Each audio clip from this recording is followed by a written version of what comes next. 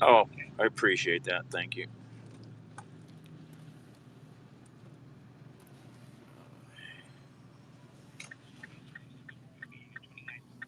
Okay.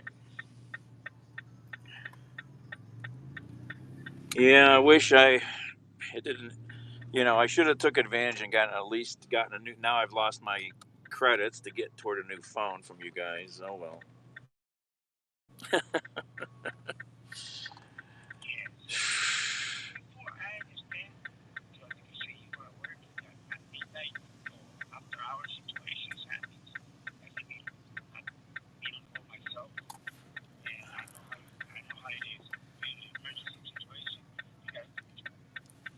Yeah, yeah. But I lost all my credit with you guys. My long-standing history. So that doesn't help. So you know.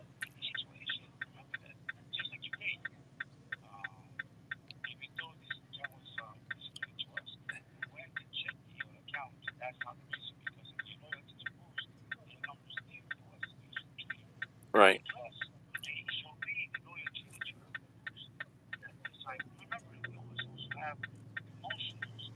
Ooh, uh, yeah, I know. Yep. All right, so hold on a second.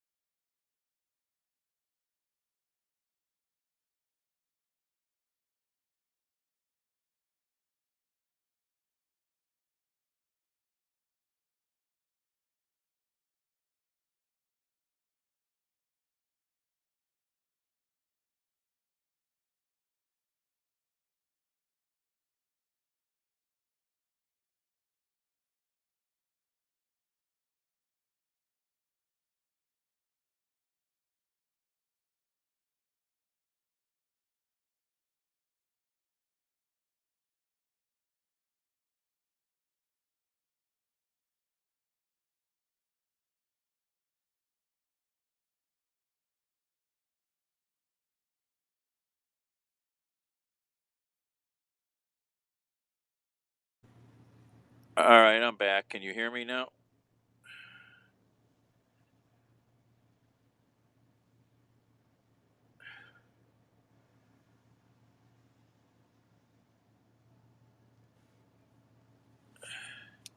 Okay.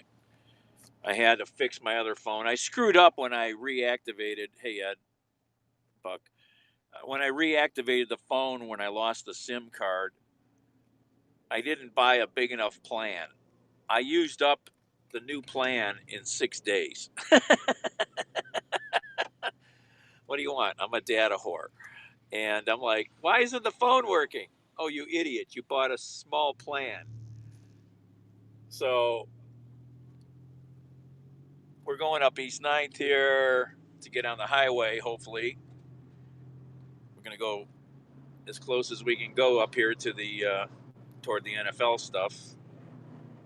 But I'm heading to Chardon to do a delivery. And this will tell me what's going on up here now. Okay. So we can go north all the way up here to get on the shoreway. Lots of people here starting to walk down toward the stadium and the NFL draft experience, which actually just opens at noon, I think, today.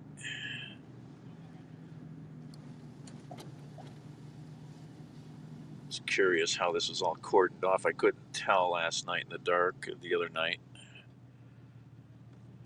So anyway, I called the phone carrier and begged and cajoled, and I got the guy to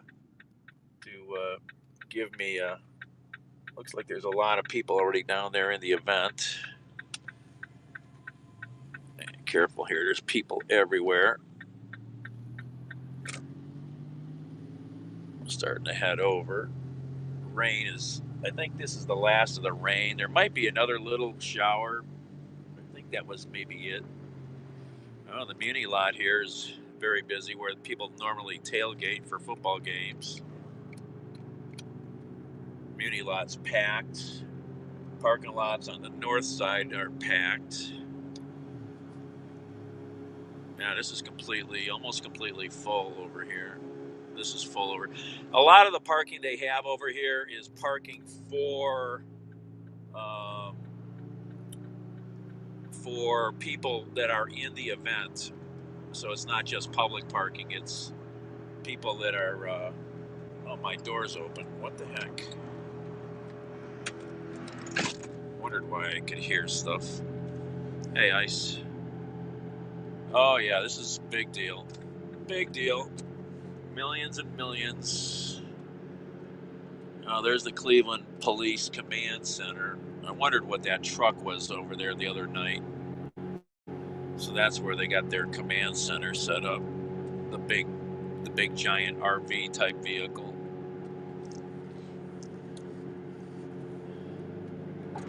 So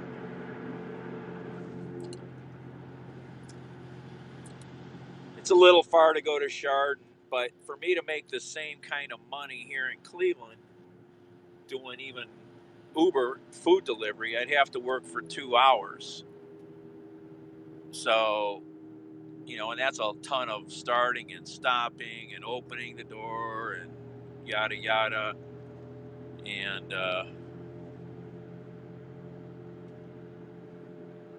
thank you, Ice. And so we're out to Chardon, Tractor Supply. I called because there was one large item, and I'm like, what is this 160-pound item? It's a roll of farm fencing. So it fits in the car, it's not too heavy.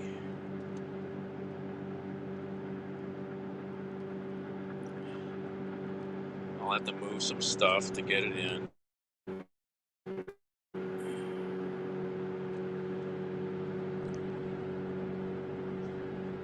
Why is traffic backed up the other way? Do they have an accident or something?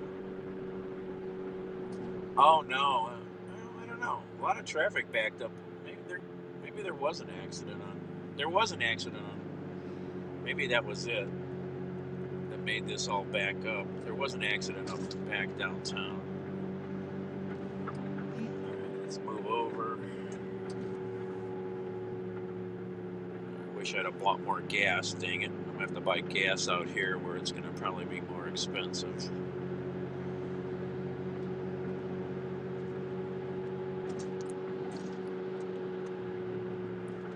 Wish I had enough money to go get this car fixed. I screwed up planning this last few weeks. I don't got any cash now, and so it means I can't haul people this weekend. There's a lot of money to make with people this weekend, but the car is not ready. Lake is a little rough. It's been windy today. It's supposed to be windy, I guess, still this afternoon.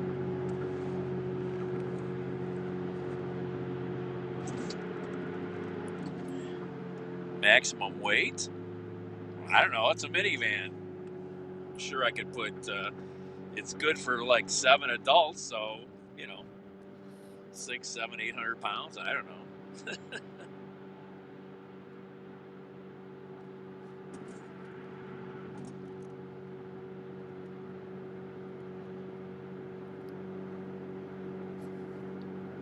I wouldn't be afraid to put more than that. Seats aren't in here, so that's a lot of weight.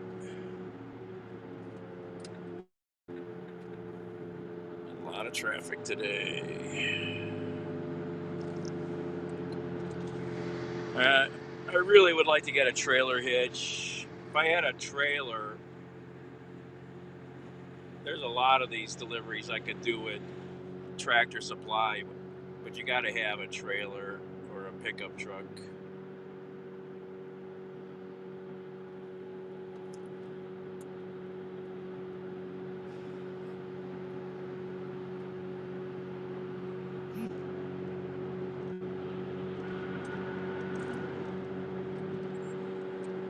I might stop and see my friends in Churton for a minute. We'll see if I have time to do that, because I really want to be back here to go into the NFL thing. I wanted to do some more errands before that, but I need to make some money.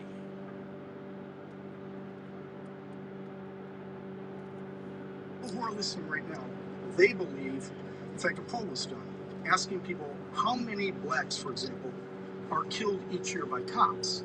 And a significant cohort, I think it was 34%, believed 1,000 or more were killed by cops each year. In fact, there was a significant percentage that thought up to 10,000 were. In any given year, approximately 11 to 12 blacks are killed by cops nationwide. Okay? It's actually a lower percentage than for whites when you take into consideration involvement in crime. Actually, a lower percentage.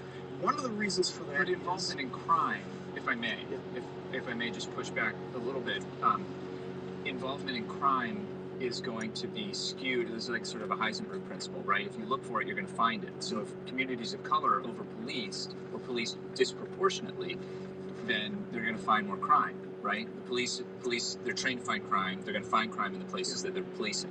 So if they're policing communities of color more, then you will have a higher rate of contributing to what you're saying. You're exactly right about that, except here's the thing. Again, another false narrative. For the last 40 years, I've lived in the same place, in the city of Cleveland on the east side, all black neighborhood. If you go to community meetings there, you see a completely different narrative than what you see out on the streets. What you see at those community meetings are people who are usually over the age of 30, they may be property owners, they have jobs, and you will not find one person there who says, I want fewer police. Not one. They want more police. They're asking, where are the police? And the reason for that is, again, you talk about, that's where you go. Well, was it Willie Sutton? I think it was. They asked him, why do you rob banks? He says, that's where the money is, okay?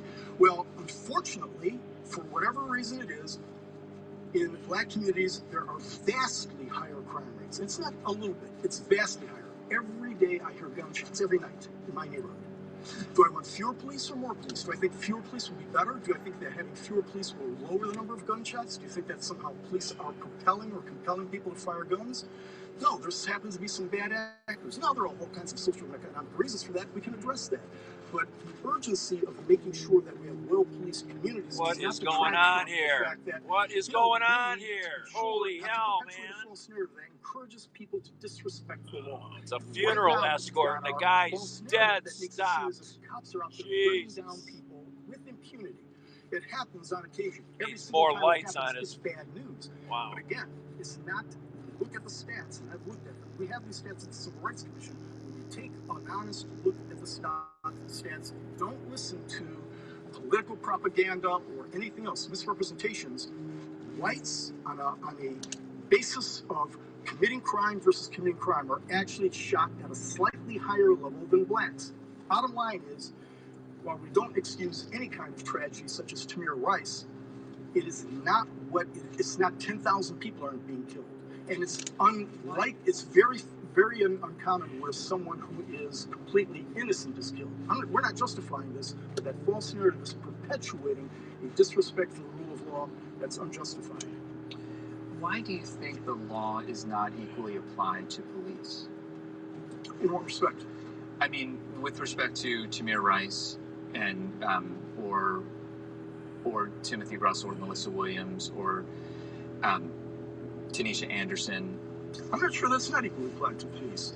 You can cite anomalies in certain cases where you can say, well, that person's not treated the same as this person. That could apply to police, firefighters, doctors, lawyers, Indian chiefs, all over the place. And that's what I see at the Civil Rights Commission. It's not a function of our police. All right, that funeral escort guy is a jerk.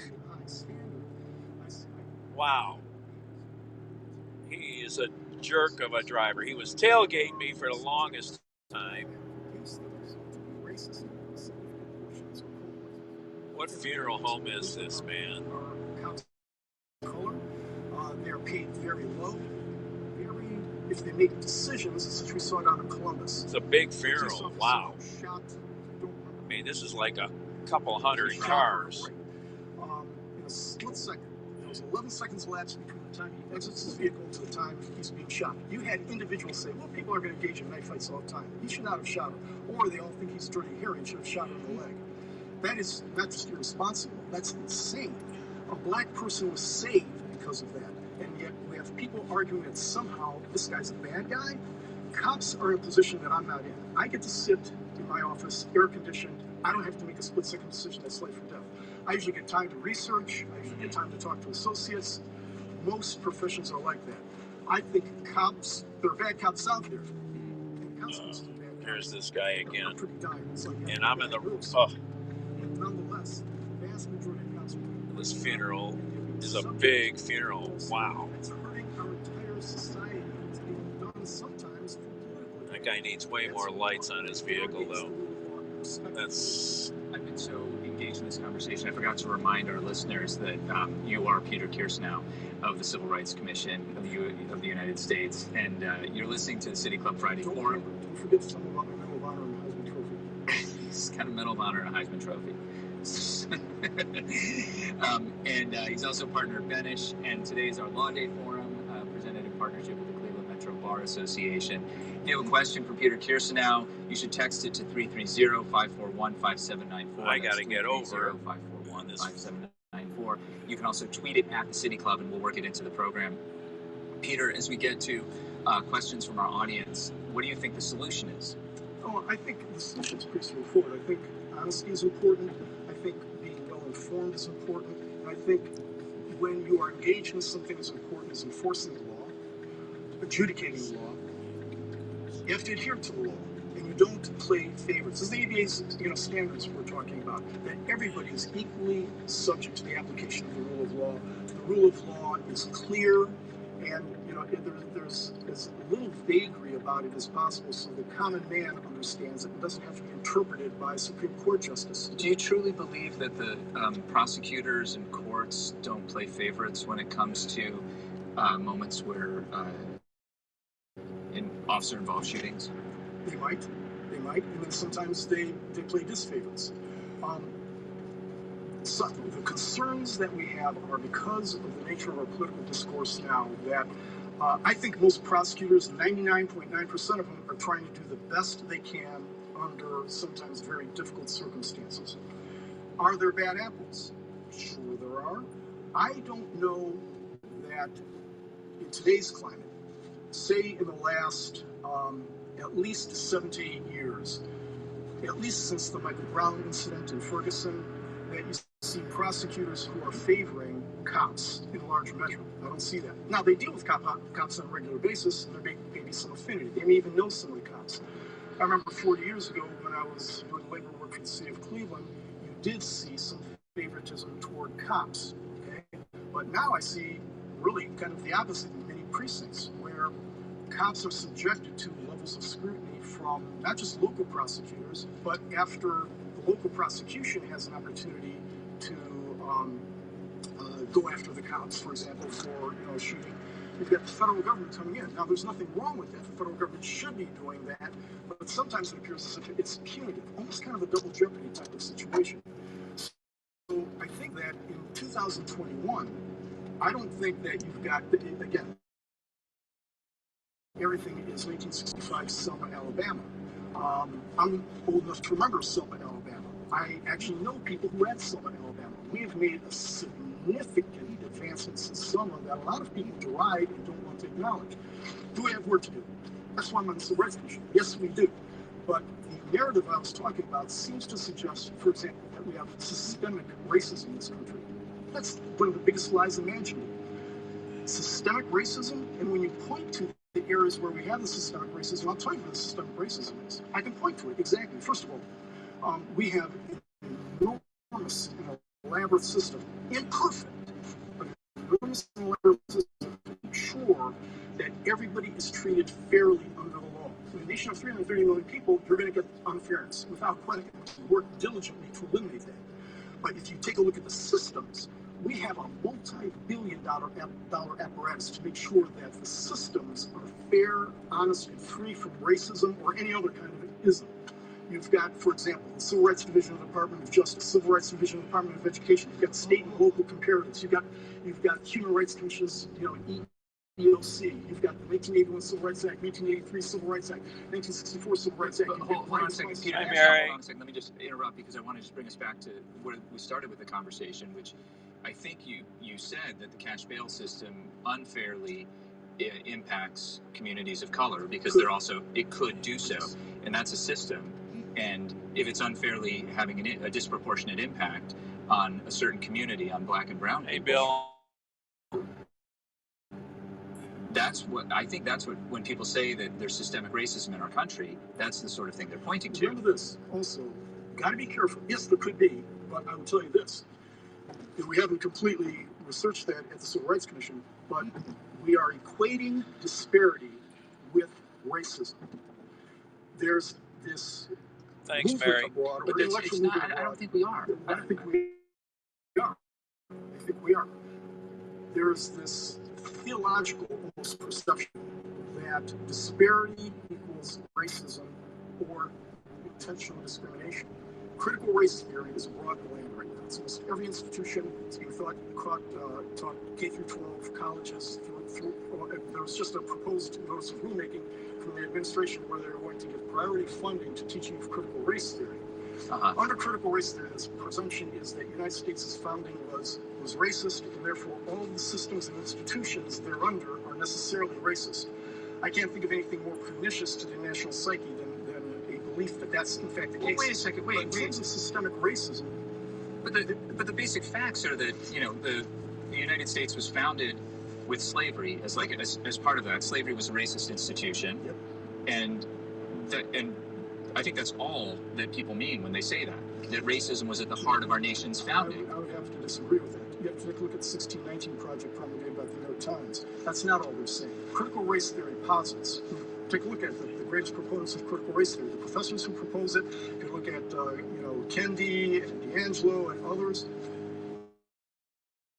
It's that because the founding of the country was tainted by slavery and racism, that it's almost indelible now. In other words, it necessarily is propagated throughout our systems now. Our judicial system, law enforcement is necessarily racist. Anything or almost anything that results in a disparity is presumed to be caused by racism. And that's a dangerous way of looking at things. Look at K through 12 instruction right now, where people are being instructed. White kids are being instructed that somehow you are privileged and part of an oppressor class, whereas others aren't. We're also lowering standards so that Got police in the middle over there.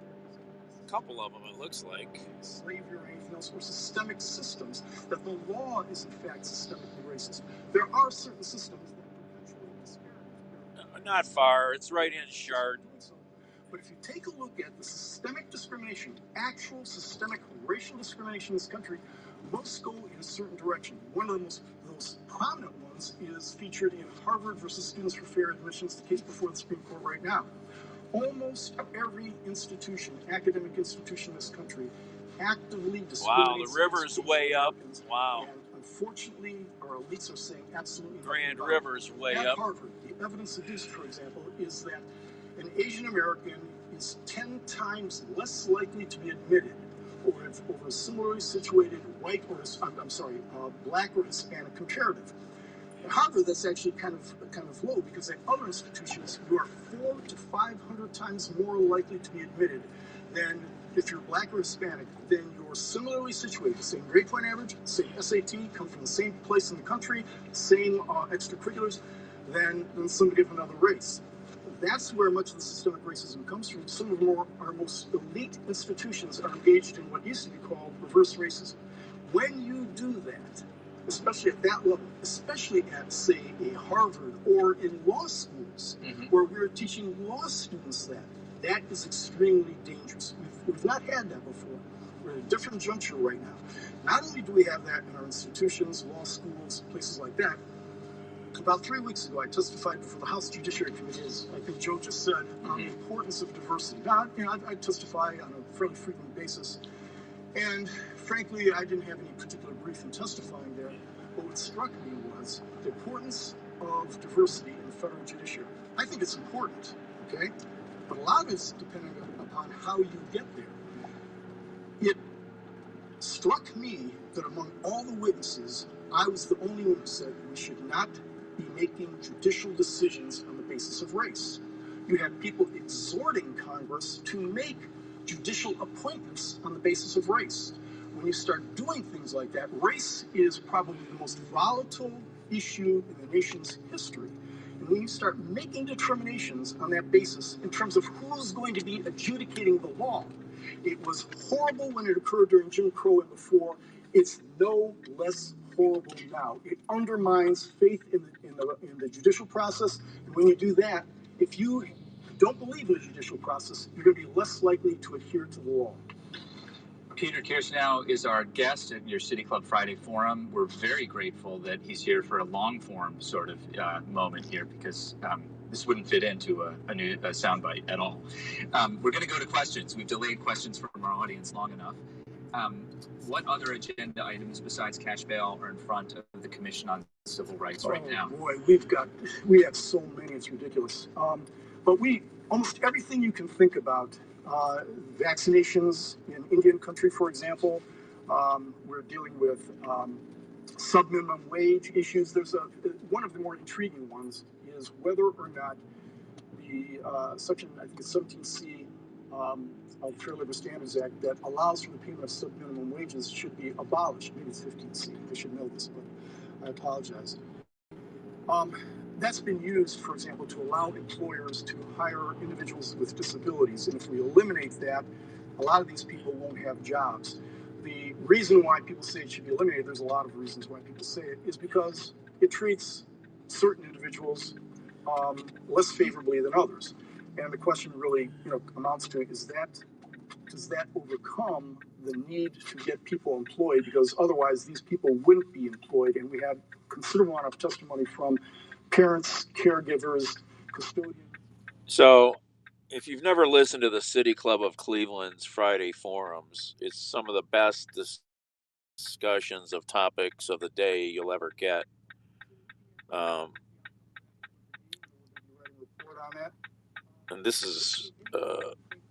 this guy's pretty interesting to listen to. I might want to go back and try to listen to this. I wondered what was clanking around in the back of my car. I forgot. I got propane back there. Propane is not cocaine. Well, before This is the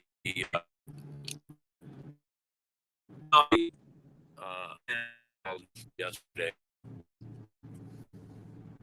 Was at home. I think it is at 4.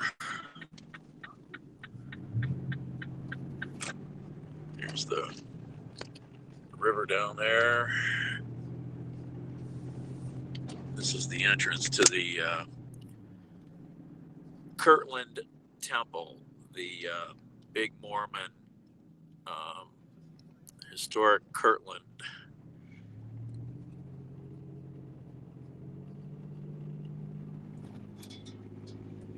The big Mormon community that landed here on its way out west. They got a historical village down there where you can, I guess, be a Mormon for a day.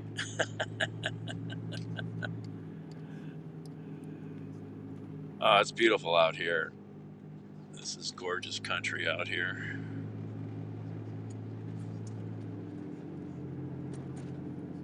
Been coming out here, wow, 30 some years now. I've since got friends who live here, moved out here, and we'd come out multiple times a year, but mostly we come out right about now for the Geauga Maple Festival.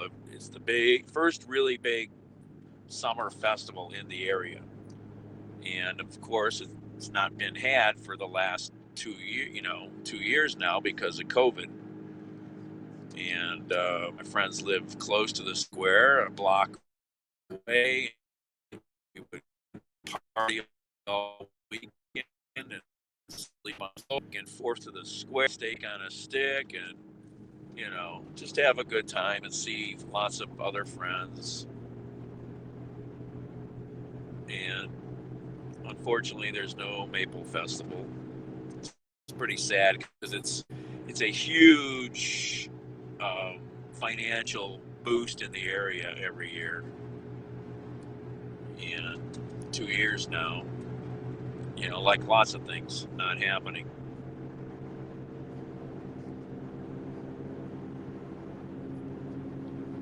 This is Lake County here, and Lake County Metro Parks has some gorgeous parks out here. They really are it's a world-class organization, just like Cuyahoga County's Metro Parks. These guys have got some fantastic things out here.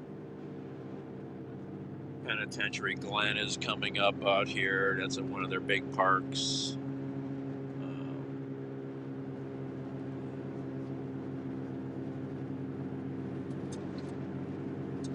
You got the Holden Arboretum out here, which is a private organization.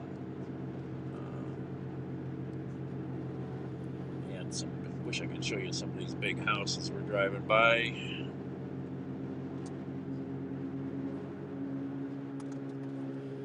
Futile discussion, and it's being done on political imperatives, as almost everything is, of course, in Washington, but it's not necessarily done with an eye toward what benefits the American people first. In my estimation, that should be the first inquiry. There's Penitentiary Glen. I went there last year. You guys might remember. I stopped and walked around a little bit. Imperatives, this question from a fellow Cornell alum. Can you speak more to the idea of packing the court and what complications it can have to the justices? We saw that in 19... By the use of the word justices, I assume they're talking about the Supreme Court and not the federal courts more broadly. Right.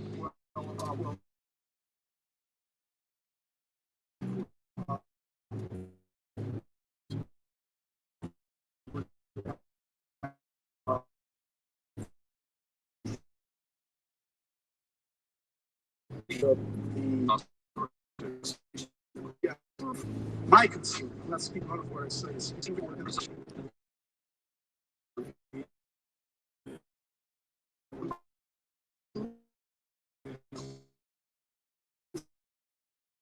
what's the imperative in quote the court?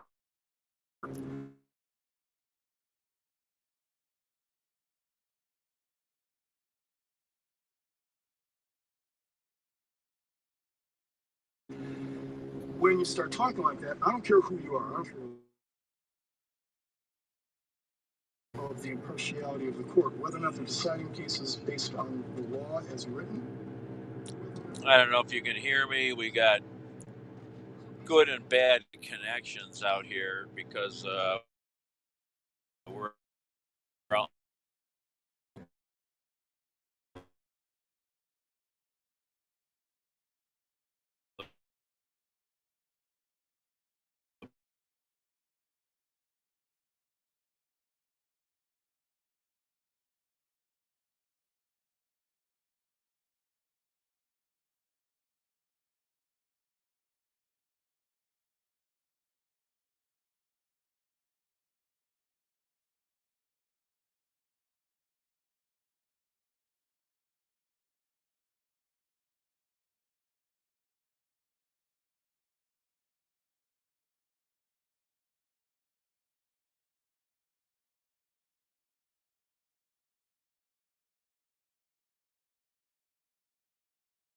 Expansion of the court, or the principal reason for the expansion of the court, is for a political imperative that is going to derogate people's confidence in the impartiality of the court.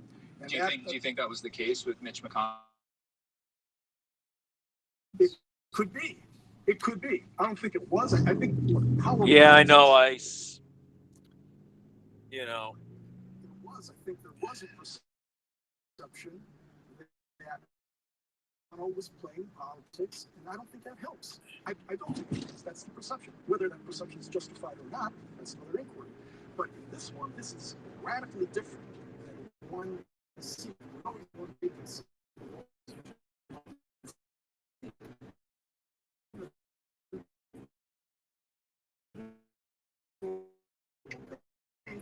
why it is that now to the more desired judicial outcome. That's a real problem. Again, we're talking with Peter Kirsanow. He's a member of the U.S. Commission on Civil Rights. If you have a question for him on this Law Day forum about the rule of law, democracy, or any of the topics we've been discussing, you can text your question to 330-541-5794 or tweet it at the City Club, and we'll work it in. Just for one play. Just one play? One regret. One play. Which position would you? Wide receiver. I'm not an idiot. I'm in my 60s. I just run an out pattern, so I'd be going toward the sidelines. Okay. And so you did, and you would catch it? I catch it. I make sure I catch it when I'm going for the first down. Right. For the first down. Okay. How do you explain that in history? Much of the stuff that people under Chicago, I receive daily emails from the Equal Justice Initiative, that's Brian Stevenson's organization, about discriminatory acts I've never heard of against individuals and whole communities, such as Tulsa. Tulsa, a good example. My wife's relatives, for example, were affected by the Tulsa riots back in the 1920s. Most people aren't aware of it. I go into schools, and in fact, I've had the privilege of being able to teach some courses, history and common law, and I'm distressed. I think we try to do, a lot of people try to do this. I don't want to paint a broad brush. Not only teachers, I think we have a lot of engaged individuals who really are interested in making sure that we teach our kids well. Unfortunately, I think that we're not doing a good job. And it's across the spectrum, whether or not it's, not teaching history with respect to discrimination, or whether or not it's teaching math appropriately. I do think, however, that first of all, as a baseline, there's significant room for improvement. When I look at Texas, I don't see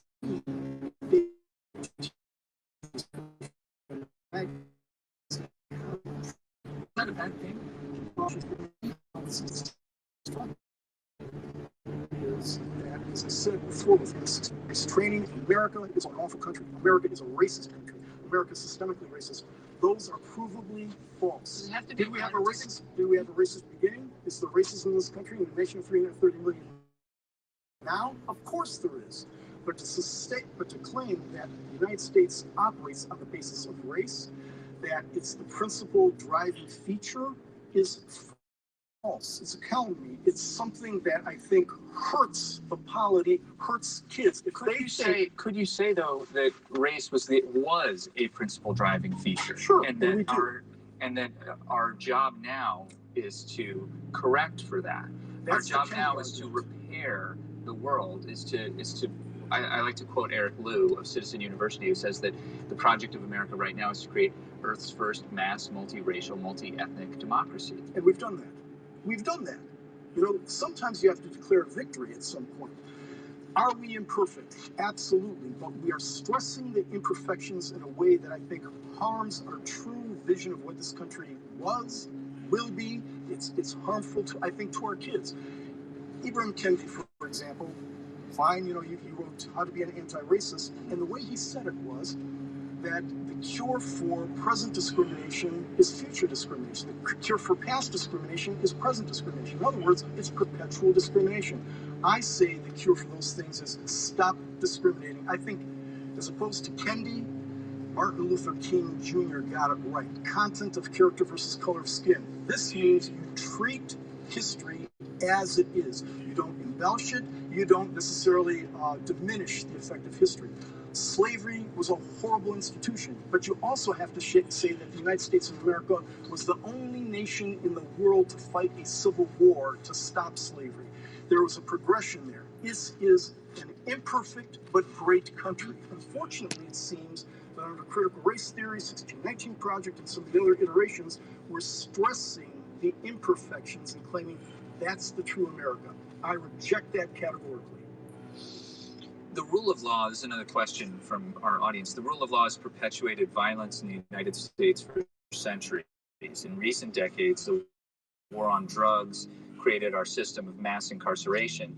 And the United States now has the highest per capita rate of incarcerated people, surpassing even non-democratic regimes such as China and North Korea. What does this mean for democracy in the United States? Are you concerned that we have stripped the basic principles and privileges of democracy from our citizens at higher rates than any other nation? We have another couple hours. Yeah, of course. I think that's above my pay grade. Well, not really. I mean, you are out in the country a bit. You know, a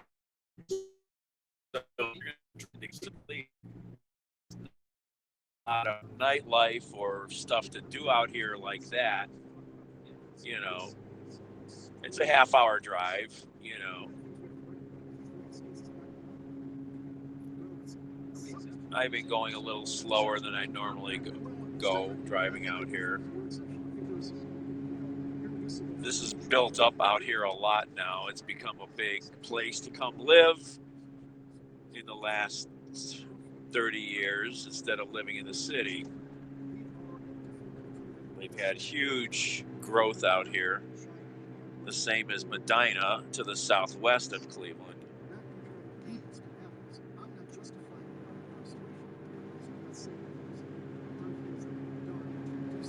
This used to be a much sleepier town when we were first coming out here.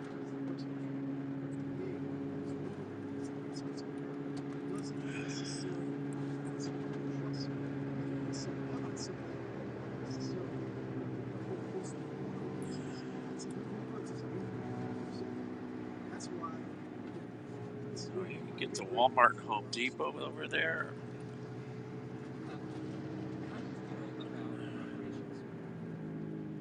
What did I do? Miss my turn? We'll need like another 3 hours after this. No, I did not miss my turn. I should be down here at the light. Oh.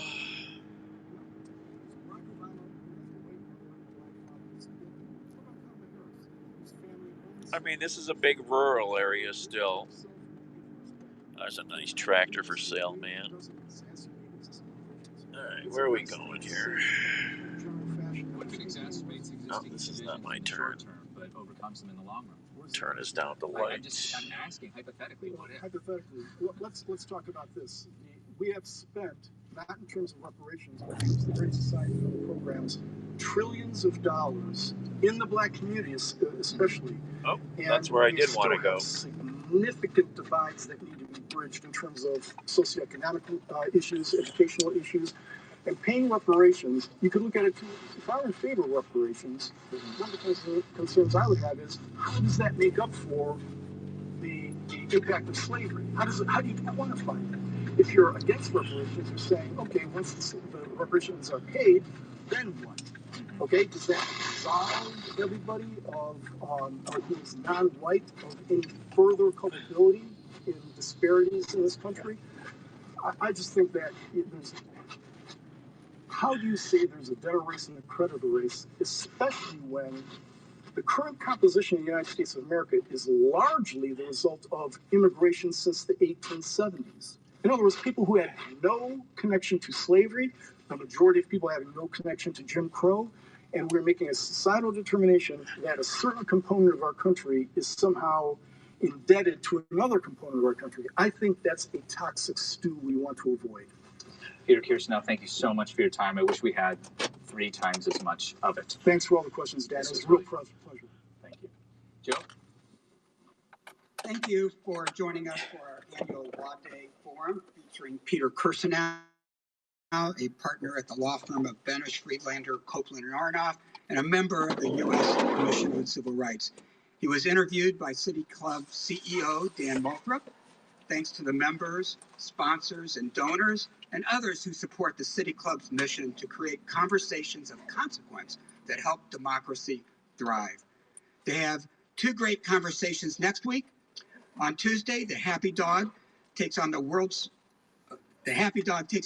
Series. We'll discuss the 10 years of war in Syria. And on Friday, the partners behind the launch of the Unite Ohio Network will discuss their work on addressing social determinants of health. You can find out more and see what else is coming up at cityclub.org.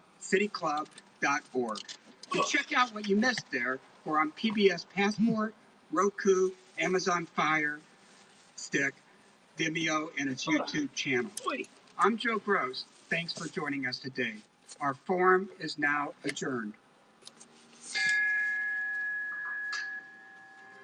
For information on upcoming speakers or for podcasts of the City Club, go to cityclub.org.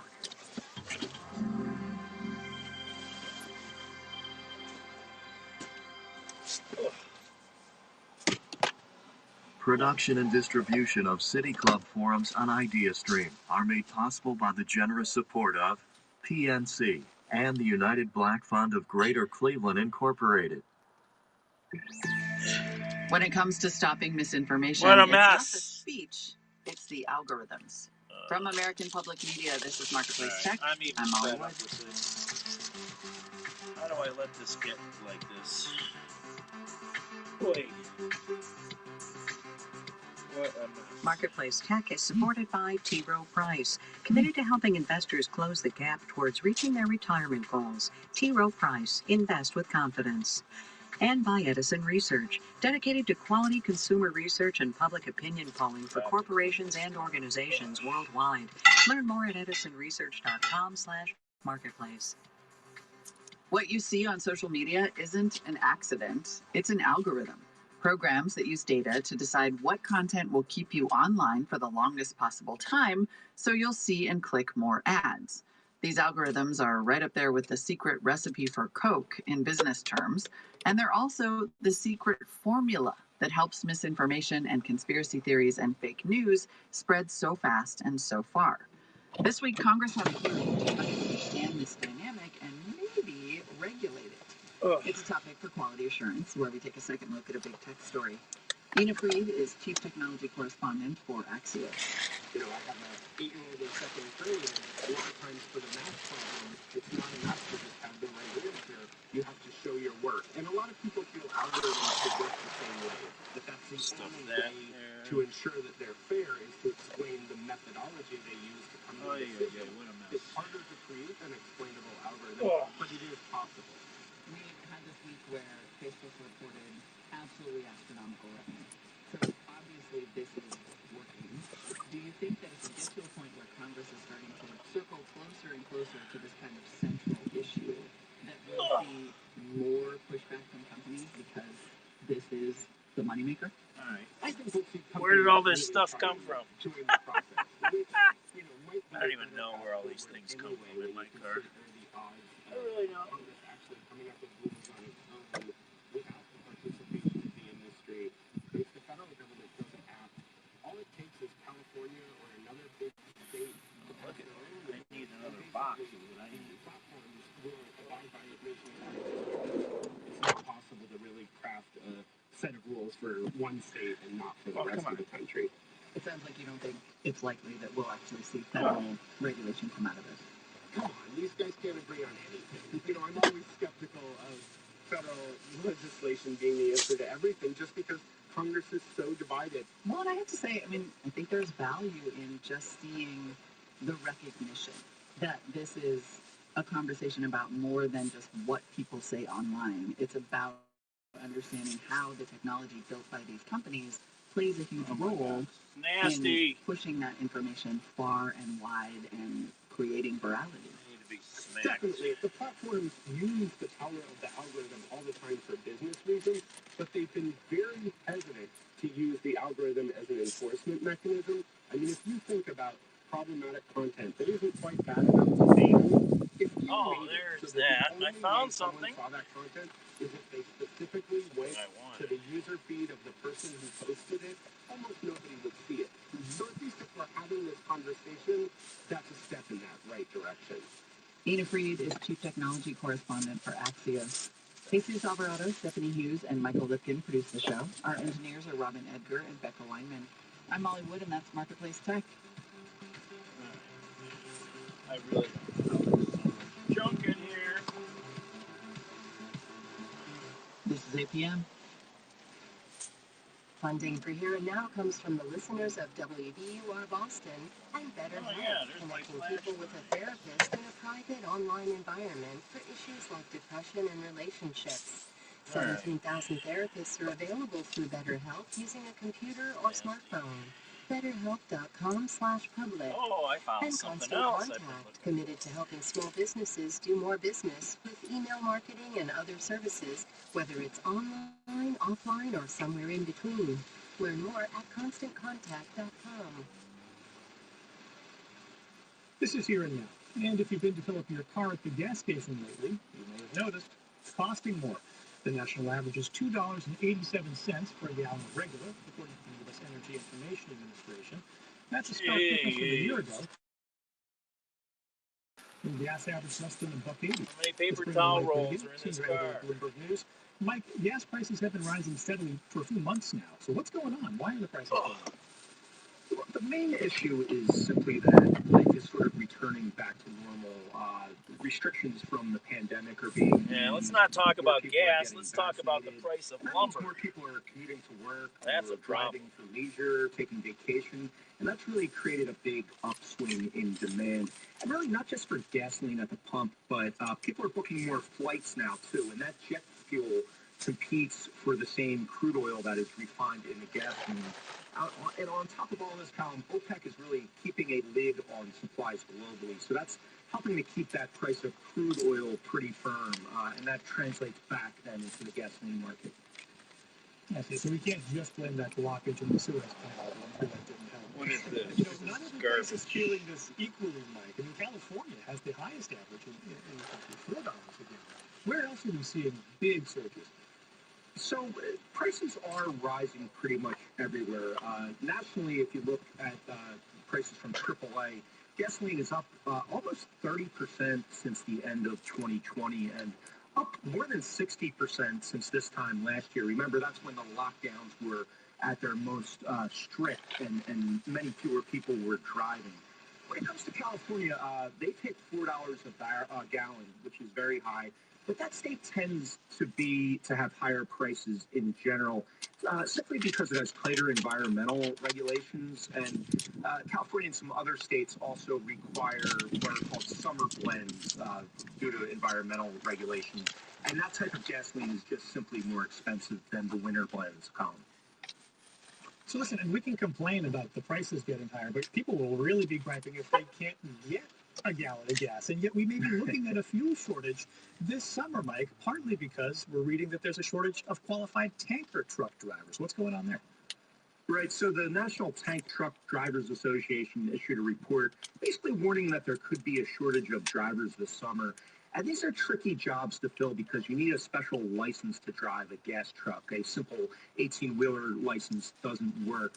But I think it speaks to a bigger issue about how this return to sort of a normal post-pandemic life is creating a lot of mismatches in supply and demand in many other parts of the economy as well. For example, computer chip are in great shortage. Semiconductors used, in everything from cars to computers to our phones. So there's a big upswing in prices there. And I think in this case, this shows that there is still sort of a mismatch in the labor market, that some jobs are having a hard time finding workers to fill them. It's kind of a delicate balance, isn't it? On the one hand, the higher prices can be a sign of the economic recovery, but if it gets too high, then it can have some bad economic consequences as well, which I know you'll have your eye on. That's Mike Regan, who's a senior editor at Bloomberg News. Mike, thanks as always for your time. Thank you, Colin. Garbage. You're listening to Here and Now.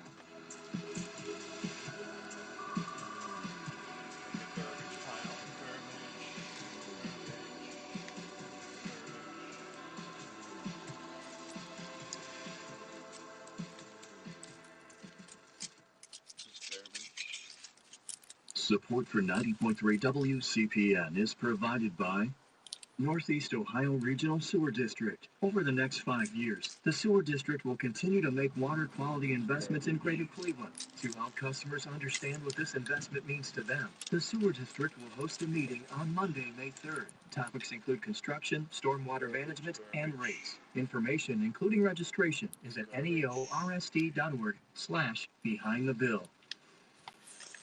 Garbage. I'm Jack Lepiar. Brazil has become the second nation in the world to record 400,000 coronavirus deaths after a devastating April. Country saw 100,000 deaths over the past month alone. Cases and deaths have declined in recent days, though health experts warn of another possible wave as winter sets in. Costa Rica is scaling back its economic reopening amid rising coronavirus infections. The country saw a record number of new cases yesterday. Non-essential businesses in central Costa Rica are being told to close, with stronger penalties for those who violate the rules. A lawyer for Harvey Weinstein is taking action to further delay the disgraced Hollywood producer's extradition to California. He says he plans to file paperwork that will likely require another hearing on Weinstein's extradition to California to face rape and sexual assault charges. You're listening to Here and Now.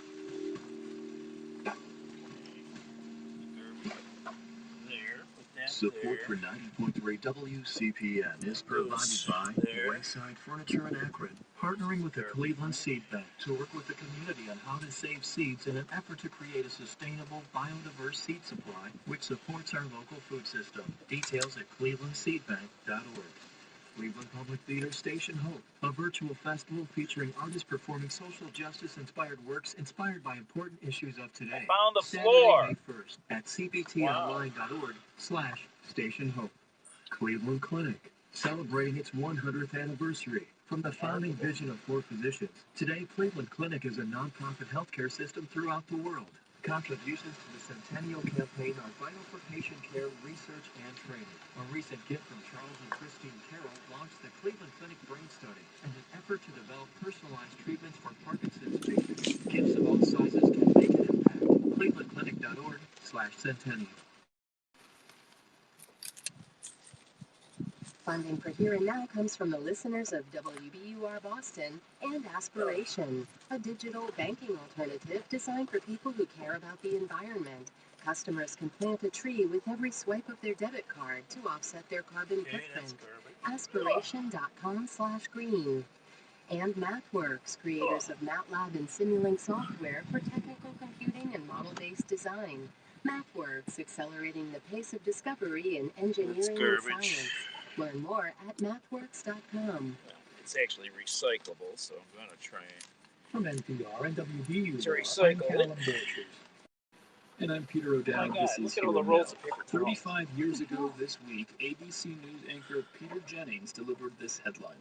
There has been a nuclear accident in the Soviet Union, and the Soviets have admitted that it happened. The Soviet version is this. One of the atomic reactors at the Chernobyl atomic power plant in the city of Kiev was damaged, and there is speculation in Moscow that people were injured and may have died. In fact, at least 30 people did die in the initial explosion at the Chernobyl nuclear power plant. Radioactive particles were released in the cloud that drifted over most of Europe, and the disaster is still felt today. Dr. Alla Shapiro was a first responder in Kiev at the time, and she joins us now via Skype. Dr. Shapiro, welcome. It's good to speak with you. Thank you very much. Likewise. So, April 26th, 1986, you were a pediatrician at a hospital where the nuclear attack happened. Let me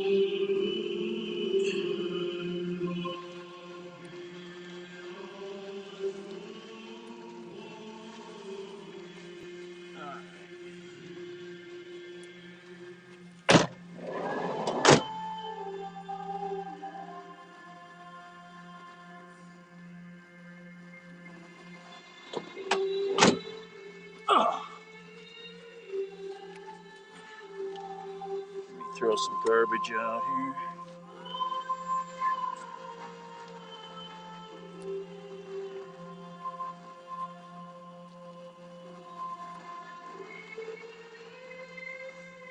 All right.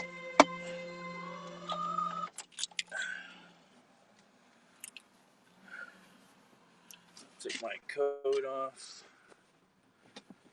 Go inside. I'll be right back. And then I'll read some comments. I'm behind schedule a little bit. All right. Got keys, some garbage.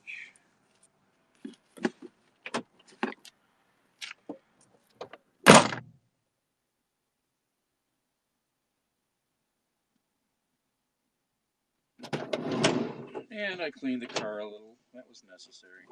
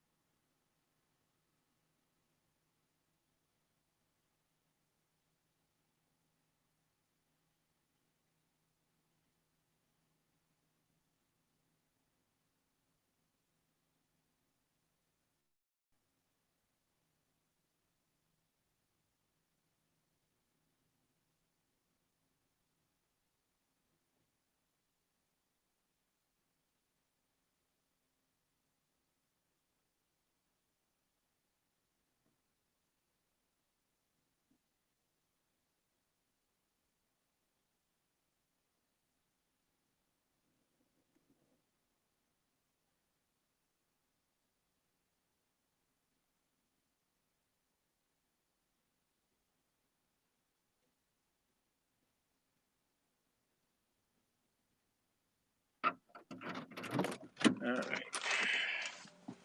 Ugh.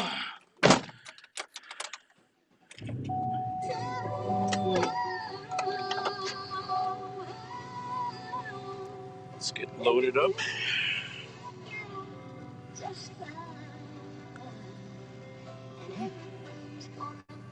Well, took a few minutes to get checked out, and then checked in, checked out, and then I had to go to the necessary room. Now we got to go over here and get loaded. Let's see, we got to find the gate.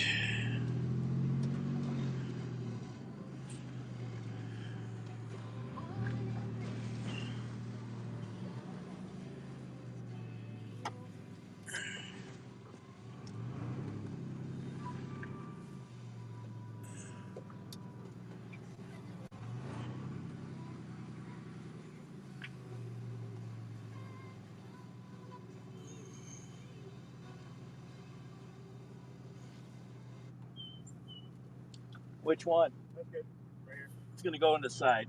Okay, Where are we going with? That one or? this one. Okay. Do you want this in first? You want to keep those? Yeah, no, these first. Only one of these, right? Yeah.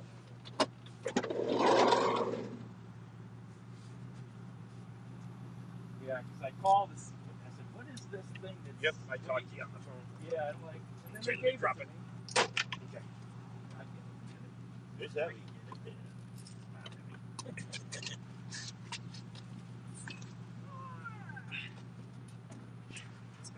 Shove it through. Low, low. Oh, I have to get under this. Gotta unlock the door. Right. Oh, it should be unlocked. Sorry, I did put it in park.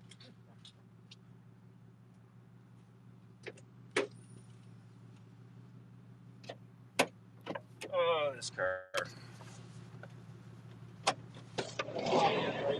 Right. Oof. It's caught on plastic. There we go. You're in. Yep. Yep. Slide. Yeah, good. Okay.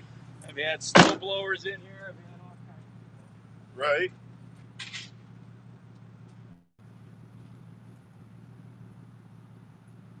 Okay. There's one loose one somewhere, like right on the front.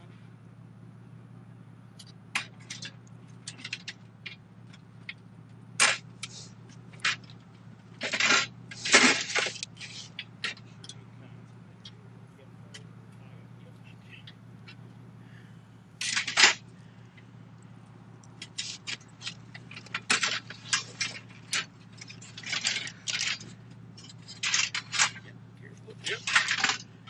Perfect. Thanks, guys. Either way, doesn't matter. Not going far. There you go. And then there was okay, cool. Yep. Very good. Yep.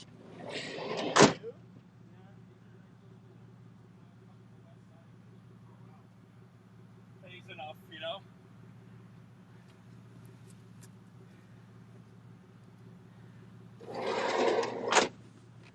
All right. Now we're off. All right.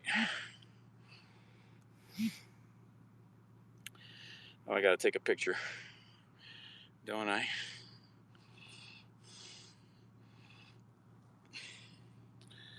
Turn the camera around.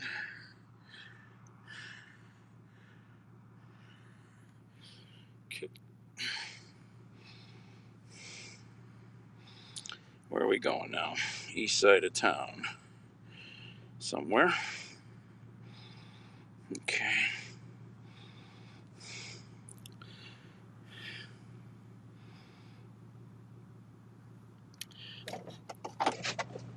Hello, Sarah. This is Daniel delivering your fence materials from Tractor Supply. Will anybody be there to help unload? Thank you.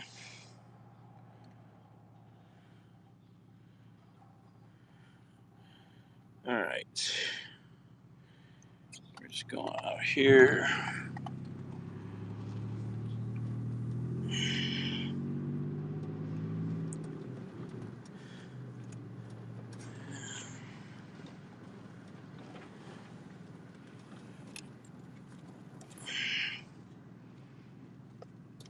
No, that was Macedonia when I did that.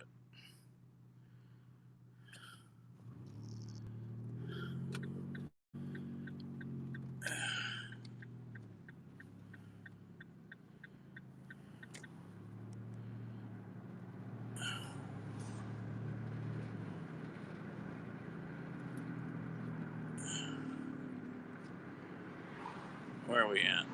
Okay.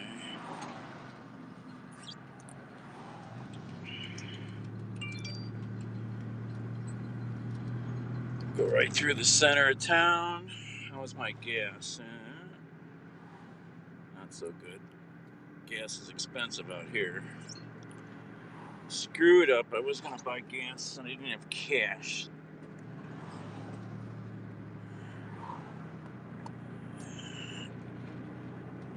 Save at least 10 to 15 cents with cash.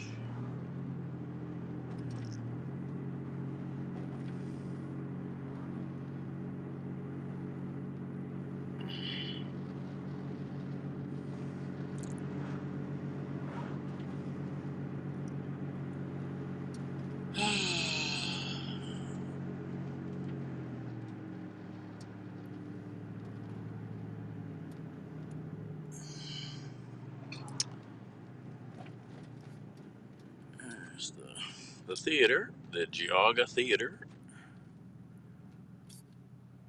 And normally, right now, this weekend, this would be packed with thousands of people, and it would all be closed off for the Geauga Maple Festival. So sad. If you go online or YouTube, you can find pictures and video. It's a ton of fun. It's a cool old school event. You know, got axe throwing and axe shaving and chainsaw stuff and rides and cotton candy and steak on a stick and the of course the Maple Festival Queen, can't forget that contest. And then you have the parade of fire trucks. Usually every day they do that once. Fire trucks and farm vehicles.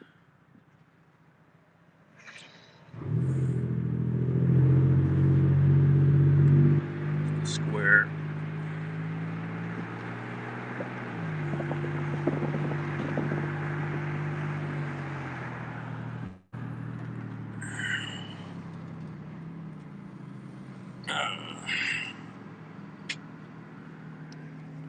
Back on your perch. Go downhill here. Chardon is the highest point in Geauga County.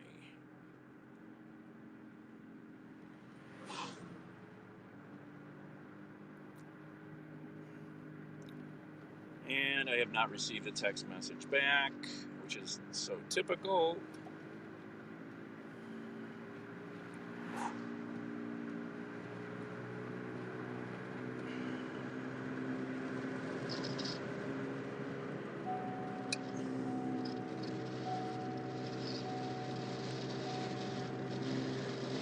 Hello? Hello? What's going on with the phone out here? It's not making calls. Acting weird.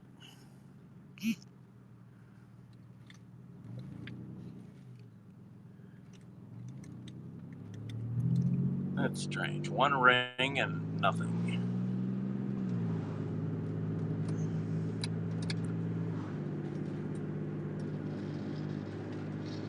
Oh, that's so weird. Hello? Hello? Yes.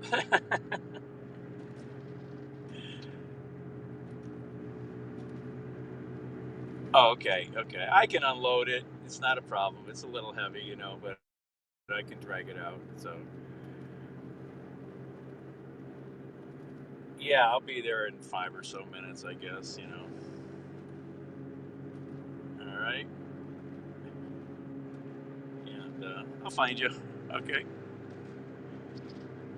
Where would you want me to drop it? I mean, okay. You'll see me. You'll see me in a second. All right. Okay, bye. All right. At least she answered the phone. Better than, oh, look at that cool. Look at that cool house. Wow. All right.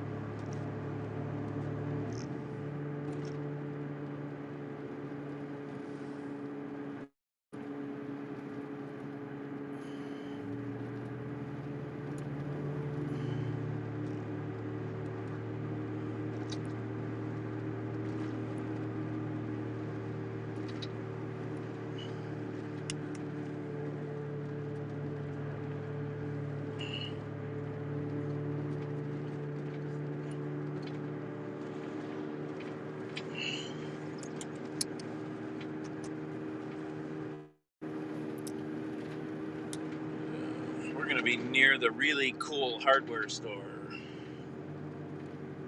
This place is a crazy treasure.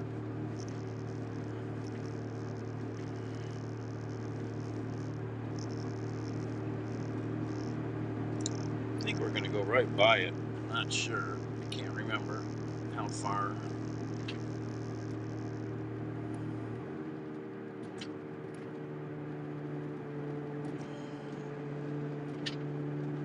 Eggs. Buy your fresh eggs there. Farm raised eggs.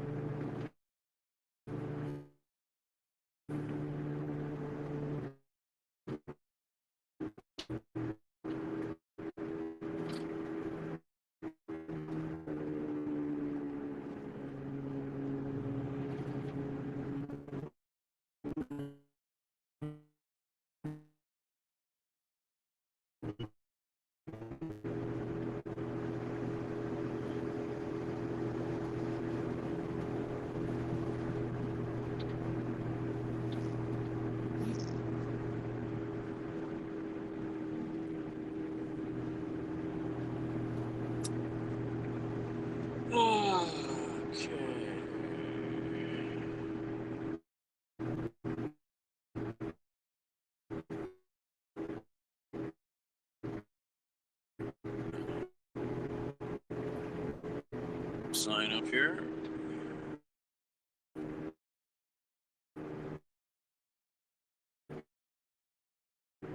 Was that truck road?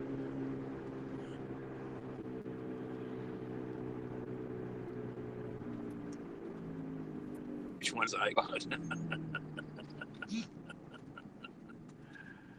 Cross traffic does not stop.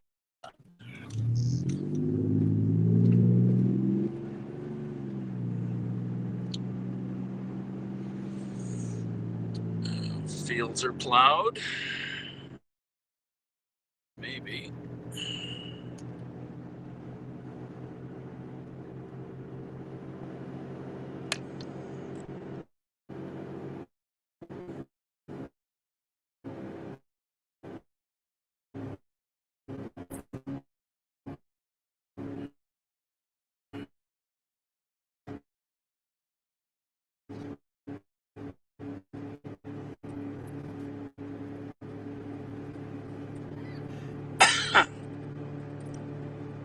Oh, there's a big garage.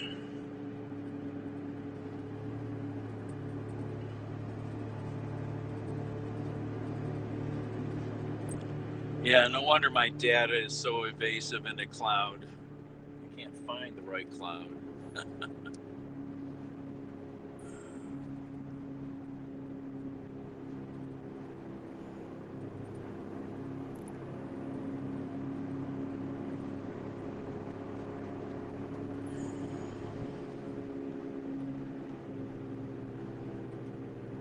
Okay, got a turn up here somewhere. Never been down this road, I don't think. Nice wooded lots. It's very pretty out here. But it's a long way from the world, sort of. You know. Okay, here's our turn.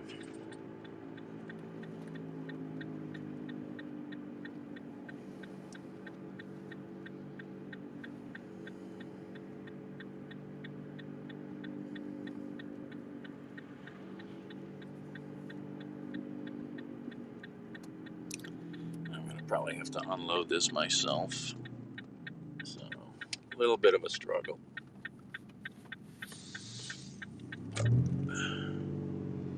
Seeing it's like 160 pounds. All right, where's the address?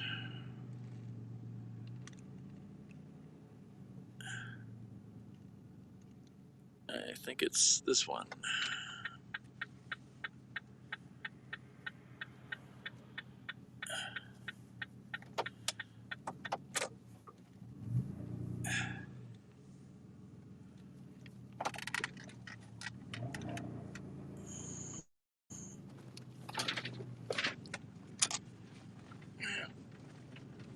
Nice short delivery for pretty good money.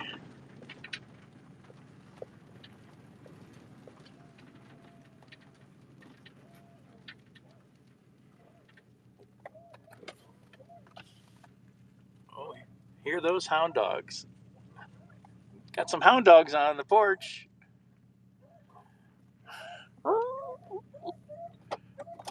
Hear them hound dogs.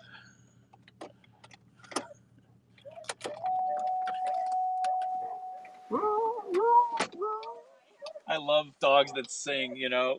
I'm sorry, I do. I miss my sister's dog. We used to sing, man, and we'd just scream with each other, you know. And I love doing it because it makes the neighbors think you're a little crazy. There's nothing wrong with them thinking he's a little off.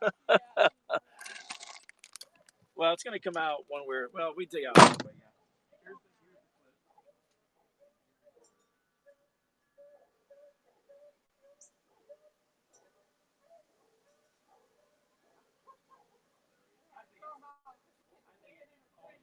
I think that's just so funny. I don't know. I have a simple mind, you know. Release the hounds. All right, well, let's get these poles out first. We got a home in the back, so even if you just throw right here. Let's see here. Ow. I should get my gloves. There's one. They come in packs of 5.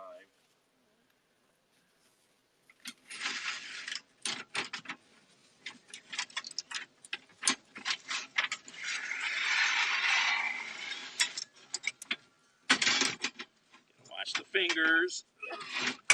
This stuff will pinch you hard. The only thing, I have a cat. The only trouble with the cat is it doesn't bite. You got that? Making a garden? Or?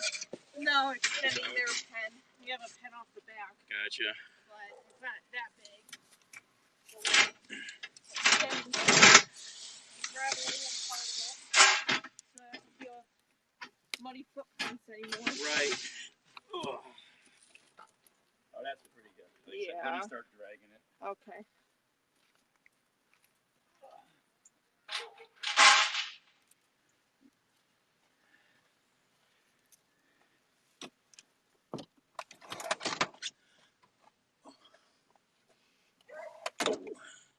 You could be helping dogs. You know, if you're going to be here, you got to help. I used to have a lot of jobs where I had customers that had dogs that would like just sit and watch me, you know. Yeah. I says, you got to put a tool belt on. You want to leave it? Try to leave it standing or let it flop. It don't matter. Yeah. We got the load on the 4-wheeler and move it anyway. So There you go. I appreciate it. I cleaned my vehicle to get it in there. I'm a slob. Not really, but I let it go, and it's like, this made me clean the vehicle. Thank you. Now maybe I'll go see my friends. They live right a block from the square in town. Thanks. All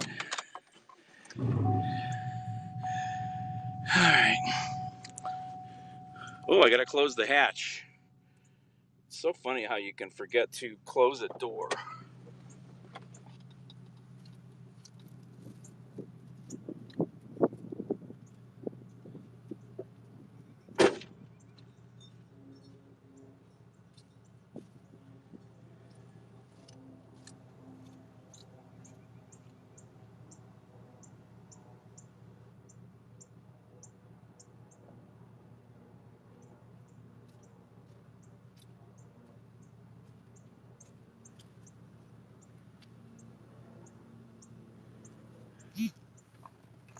All right. Is there any more work out here? Now that we're way out here.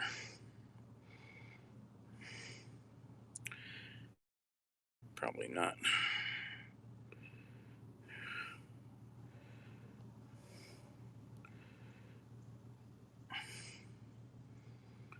Come on, phone. Cooperate.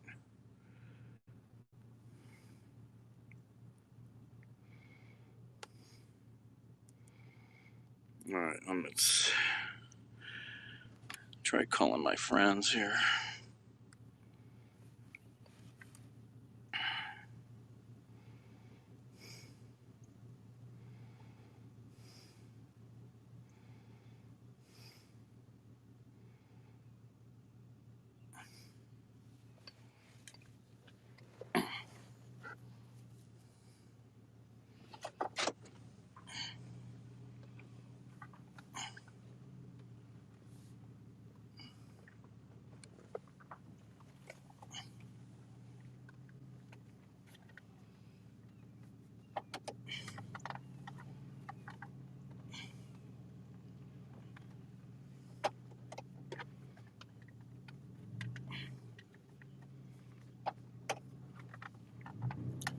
Hey, it's Danny.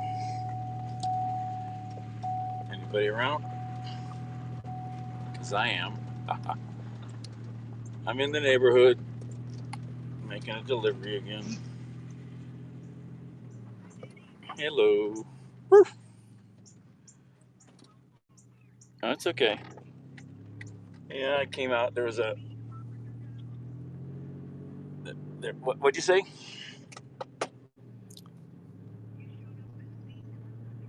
Really? Oh, wait a minute. I'm on. I keep forgetting. I screwed my phones up the other day. I tried to change the SIM card from phone to phone in the car, and it's because one of my followers sent me a free used phone. So I was going to try and start to use it. Well, I opened that phone up, and when I took that SIM card out, it flew into the middle of my car's junk. Couldn't find it, of course. And then when I went to finally actually put this SIM card into that phone, I lost. Oh my God. And I still haven't found that. I found the other one, though. The one I don't need. So then I had to go move. It just turned into a mess. So I had to get a new number on this phone. That's why it's coming up. I didn't even think of that. Yeah. Because, yeah.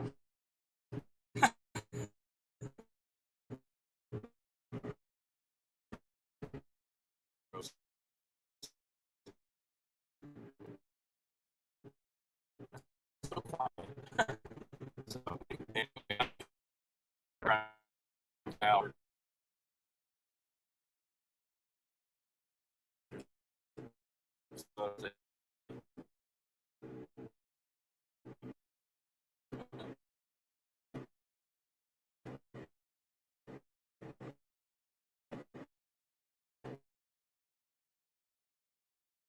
Dad. Oh, you finally got rid of the.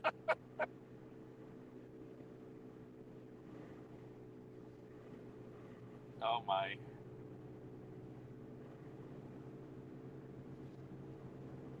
Ooh. What? How long did you have that? I forget. Oh, that's a car.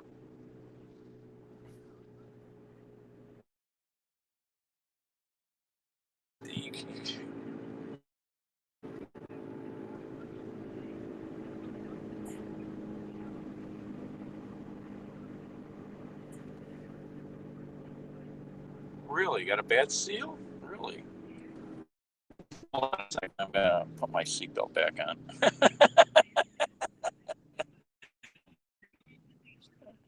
Oh yeah. Hold on a second. I put the phone down. All right. So yeah, how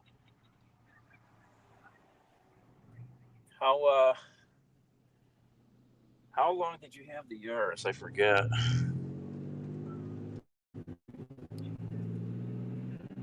Oh, 13 years is pretty long. 14 years. Oh, yeah. I mean, one car. I've never owned a car that long. Really?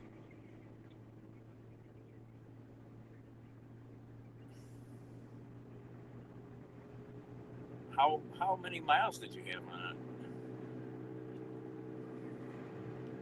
In one set of, well, you don't drive like me.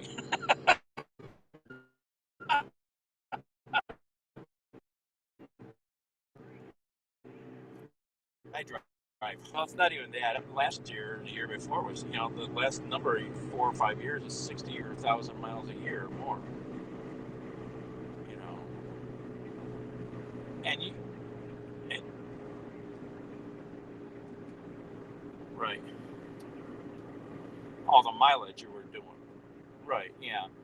And if you're just driving around the city like you have been, and then you're not, yeah, car lasted a lot longer. But yeah. Oh, that's Iowa River. A little high. It's just a little Chardon Windsor Road or whatever this is. Oh, I guess I would have had to keep going further east. I'm not even sure it's on this road. Where's the hardware store? It's a big place. That's further east. Yeah, Hemmings. Yeah, I've been there a couple times. It's amazing.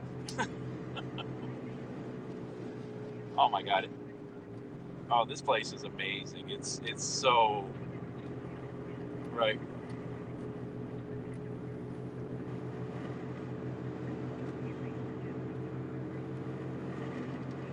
There you go.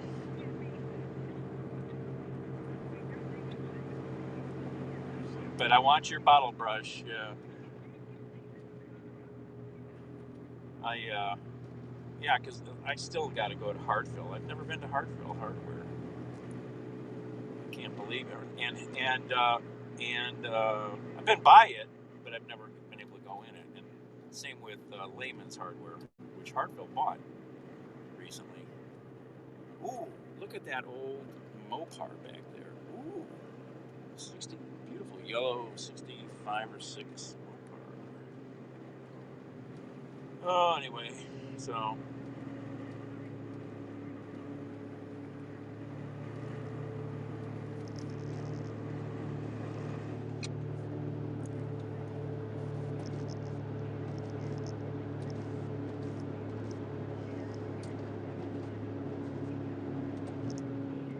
That's low mileage, yeah. Okay.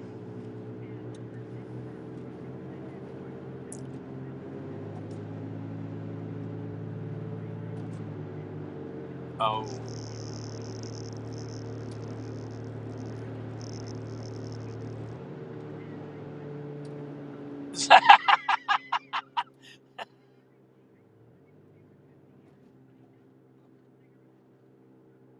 Right.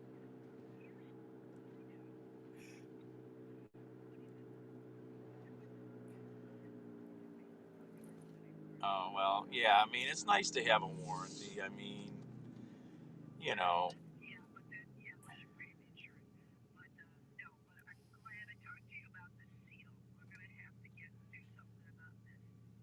yeah, I mean,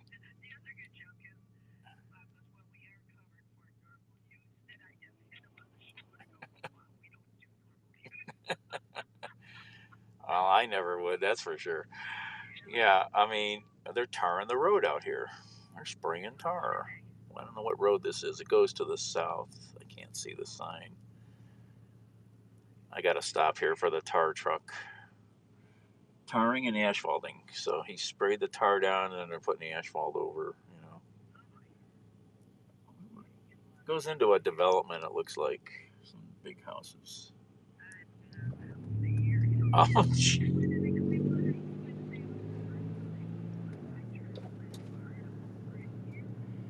Copperleaf Drive. Some development over here. That's the street.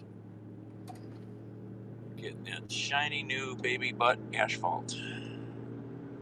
It's right out here by that cool big old Victorian brick house. That's a cool house. Wow.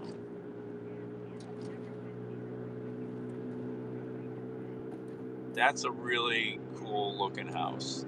I get into a lot of small towns on the west side of you know, way out west, and you know, Oberlin, Wellington, Willard, Bellevue. Some of the homes in those towns are amazing. You know, all that cool old Victorian stuff. Anyway. Oh, so I'm gonna go to the NFL draft thing later and live stream it. I got a ticket, so I'll go live stream, walk around. You know, be something to do. I'll get my steps in.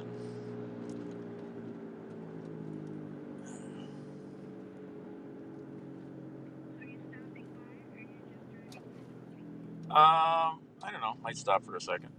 Is that okay? Yeah, I'll stop for a second. I'll be over in a minute. Bye bye. I say bye bye. Bye. All right, I'll stop and see them for a minute.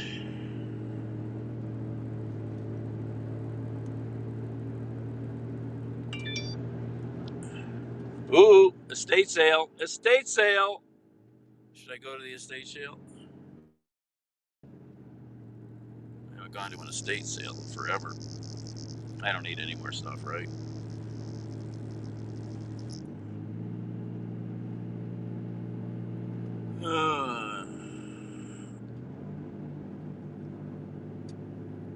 All right. Anybody there? I'm gonna have to hang up. I go see some friends for a minute since I'm out here. And normally would be out here this weekend, so keeping the tradition alive.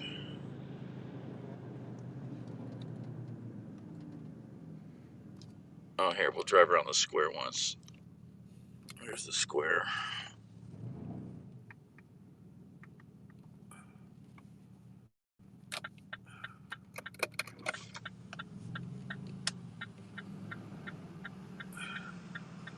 This would normally be packed with people and rides and food tents and stuff for sale.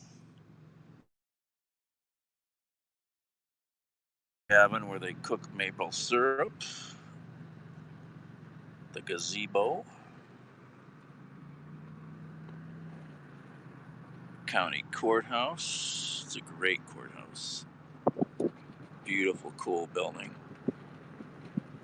Big clock tower up there. Oh, look at those puffy clouds.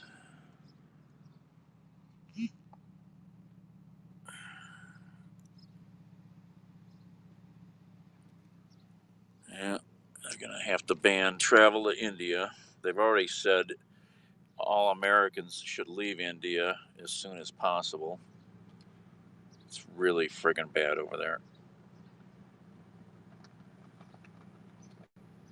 Crematoriums can't even keep up with the bodies that they're receiving. Gazebo, Glenn Ford, Debbie Reynolds. Oh, you know how bad? Yeah, Biden's going to ban travel. State Department has already said all Americans should leave the country as soon as possible.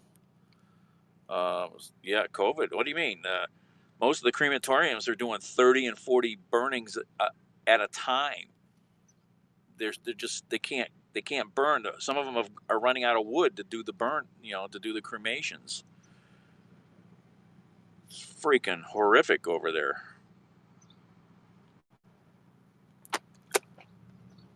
A reporter did an interview yesterday who lives there, American, and she said everybody she knows is either sick or they know somebody who's sick or died.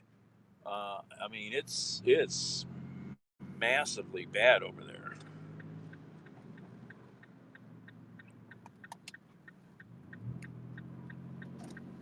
Yeah, I mean, they can do it pretty quick, but yeah, it takes some time to tend the fire, and yep.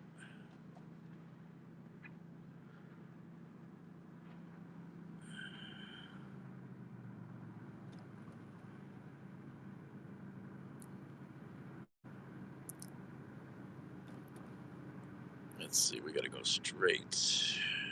Never go forward, only never go straight, go forward.